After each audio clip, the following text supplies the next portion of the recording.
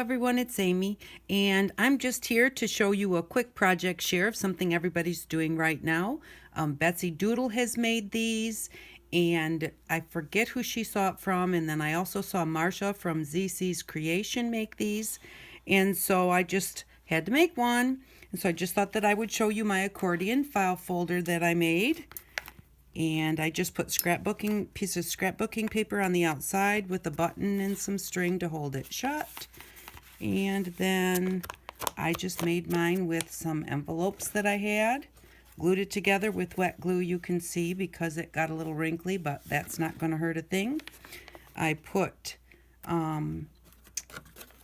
washi tape on the edges. I saw Marsha from ZC's Creation did that.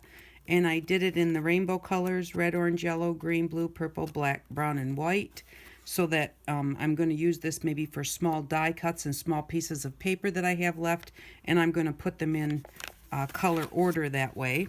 So I just thought that I would just show you my accordion file inspired by Betsy Doodle, or Dee, and Marsha. And then also I told Dee that I would show her my pick-a-sticks. Mine are pick ovals. And I had a beautiful little glass dish that these just perfectly fit into. And I dropped it and broke it the other day. So now they're just in this little wire basket, which does hold them well. But to start with, I have some extras so that when I get new things, I can just add right on here and put them in there to remind me to use my new things.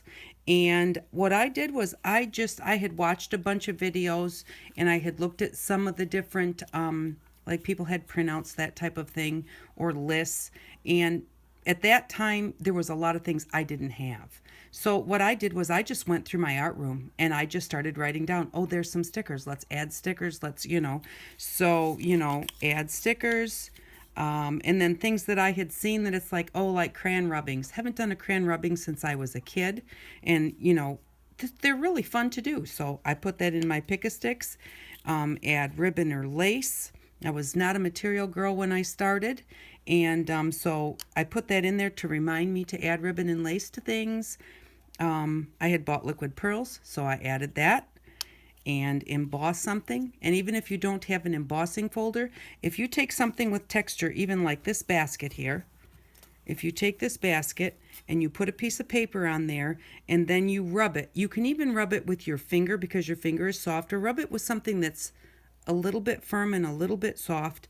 And if you rub like this, your paper will push down into those grooves and you will have an embossed piece of paper. So you don't have to have an embossing machine to actually emboss something. Add a tag. Add something from your started embellishment drawer, because you start something and you don't finish it. Add something from your ephemera drawer. You put stuff in there, you forget that you've even put it in there. So it just kind of draws you back into using the things that you have that you may have forgotten that you have because you've put them away and then you don't think about them once they're put away. Drip paint, something that I had watched people doing. When I got my gelatos, I made one to add gelatos. Add fabric. Outline something and smudge it. That was not something I had done before I started watching all the YouTube videos, and I love that smudged look.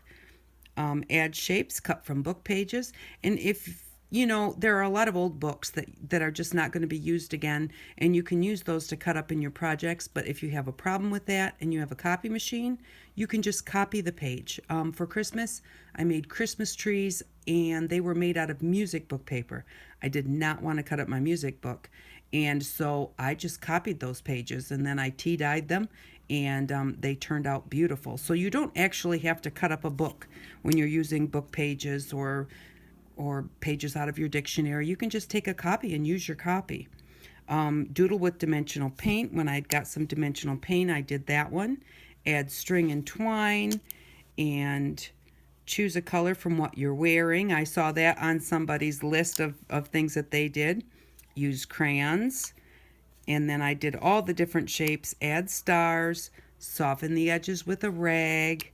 Things that you might forget to do, like you've done it once or you've watched someone do it and thought, I want to try that. Stick it in your list of things to do.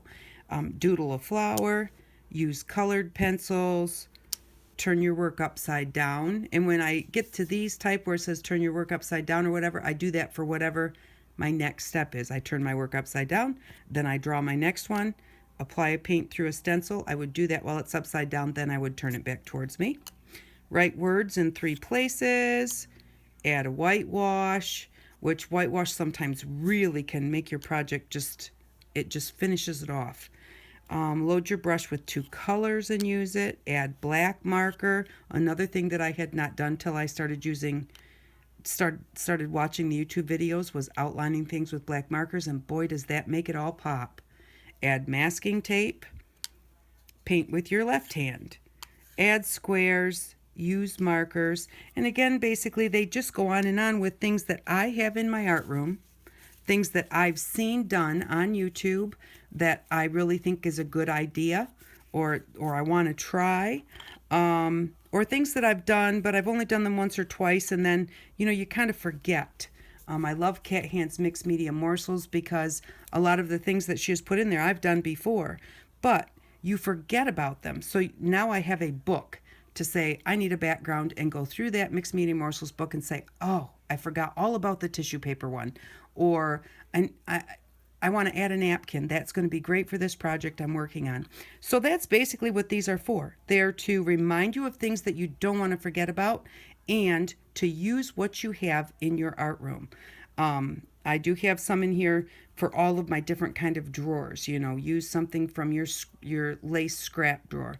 Use something from your material scraps. Use something from your die cut scraps.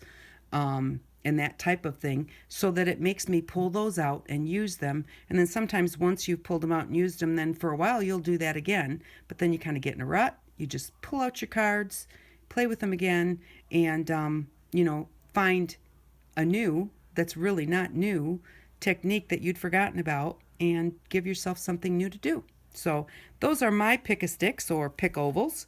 And like I said, I always have extras in there so that when I get something new or when I see something new that I want to try, I add them right on there and put that in with everything else. So that's for you, Dee, and for anyone else who wanted to watch. And I hope that you like my envelope accordion file. That was really fun.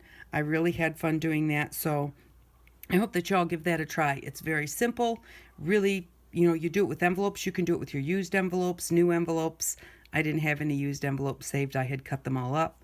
So I did use new envelopes out of the drawer, but I'm going to use it, so that's all that counts.